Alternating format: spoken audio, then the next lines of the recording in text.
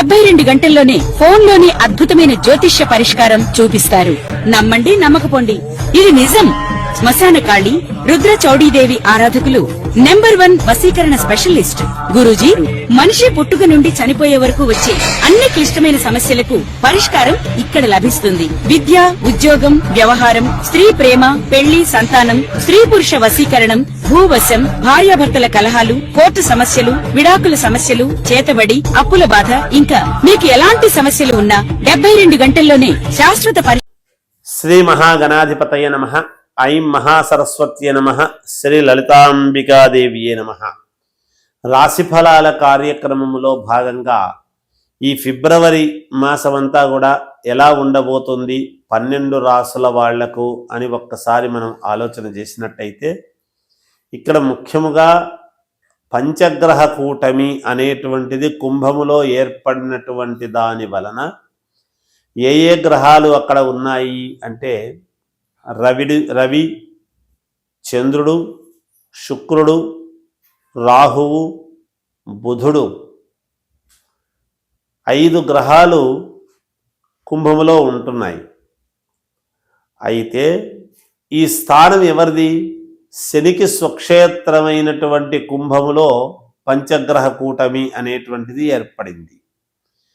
మరి ఈ 5 గ్రహాల వలన ఏ ఏ రాసుల వాళ్లకు ఎటువంటి ఫలితాలు అందబోతూ ఉన్నాయి, ఎవరికి మిశ్రమ ఫలితాలు ఉన్నాయి, ఎవరెవరికి యోగం నడుస్తుంది, ఎవరికి బాగుంది అనేటువంటిది ఇప్పుడు మనం తెలుసుకోబోతున్నాము. సరే, ఎలాగో మార్చిలో మనకు ఉగాది పండుగ అనేటువంటిది పంచాంగము చెప్పుకోబోతాం. కానీ మరి ఏ నెలకు ఆ నెలకు సంబంధించినటువంటివి అడిగినప్పుడు కొంచెము ఈ నెలంతా కూడా ఎలా ఉంది అంతవరకు అని తెలుసుకోవాలి అనేటువంటి ఉత్సుకతతో, కోరికతో అడుగుతున్నప్పుడు మరి అందరికీ తెలియజెప్పాల్సినటువంటి బాధ్యత ఉంది. కాబట్టి ఎవరెవరికి ఎలా ఉంది ఏమిటి అనేటువంటి విషయానికి వద్దాం. ఈ పంచగ్రహ కూటమి వలన ఎలాంటి యోగాలు ఉండబోతూ ఉన్నాయి, ఈ పంచగ్రహ కూటమి మళ్ళీ గ్రహాలు మార్పు వీటి వలన ఎలా ఉండబోతుంది అనేది ఇప్పుడు నేను సవివరముగా అన్ని రాసుల వాళ్లకు తెలియజేస్తాను.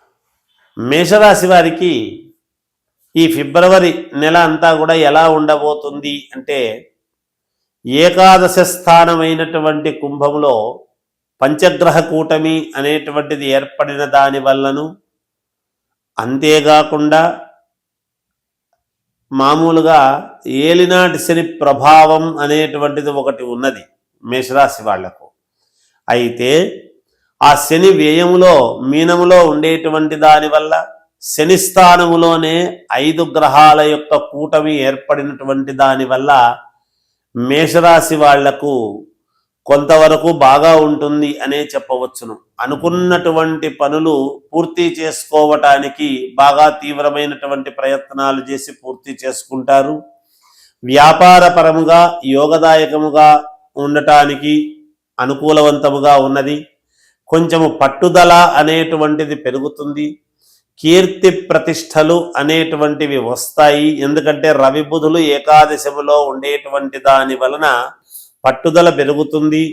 కీర్తి ప్రతిష్టలు, మంచి పేరు రావటము, పని రీత్యా ఉద్యోగరీత్యా కావచ్చు, ఎక్కడైనా సరే ఎటువంటి దాంట్లో ఉండినా ఈ రాశి వాళ్లకు వాళ్ళు చేసుకునేటువంటి పని వలన సత్ఫలితాలు గోచరిస్తూ ఉన్నాయి ఈ మాసమంతా కూడా. అందువలన నువ్వు బాగా చేసావయ్యా అని నలుగురు పొగడము కానీ, లేదా నీ వలనే అంతా జరిగింది అనేటువంటి మాట రావటము, పై అధికారుల యొక్క ప్రశంసలు అందుకోవటము, వ్యాపారాలలో బాగా కలిసి రావటము, కొంతవరకు లాభదాయకముగా ఉండటము చాలా యోగదాయకముగానే ఉన్నది. అనుకున్న పనులు అనుకున్న సమయానికి పూర్తి చేసుకోవటము, తద్వారా భవిష్యత్తులో వచ్చే సంవత్సరం ఎలా ఉండబోతుందో చూసుకోవాలి అనేటువంటి ఆనందము ఆందోళన రెండూ ఉంటాయి గాక. దూర ప్రయాణాల వలన బాగా కలిసి రావటము, ఎటువంటి దీంట్లో ఉండిన ఈ రాశి వాళ్ళు మంచి సత్ఫలితాలు పొందేటువంటి విధానముగానే గోచరిస్తూ ఉన్నది. విద్యార్థులకు ఈ మాసములో చాలా యోగదాయకముగా ఉంటూ ఉన్నది. ఎగ్జామ్స్ అవి చాలా బాగా రాస్తారు, అనుకూలవంతముగా ఉండబోతున్నది. చదువుకునేటువంటి కాలేజీ పిల్లలు కావచ్చు, ఎవరైనా సరే బాగా రాయడానికి చాలా వరకు ప్రయత్నం చేసి శ్రమపడి రాస్తారు, మంచి ఉత్తీర్ణత పొందుతారుగాక. ఆత్మవిశ్వాసంతో ముందుకు వెళ్ళండి, మేలు జరుగుతుంది. మీకు అనుకూలమైనటువంటి వ్యక్తులతో ఓ మంచి సలహా తీసుకొని ముందుకు వెళ్ళేటువంటి ప్రయత్నాలు చేయండి, జయం కలుగుతుంది, కార్యజయం ఎందులోనైనా. ఇక రాజకీయాలలో ఉండేటువంటి వాళ్ళకైనా, సినిమా రంగంలో ఉండేటువంటి వాళ్ళకైనా, ఎవరికైనా ఈ రంగము ఆ రంగము అని కాకుండా అన్ని రంగాల వాళ్లకు కూడా చాలా యోగదాయకముగానే ఉంటుంది అనేటువంటిది తెలుస్తూ ఉన్నది.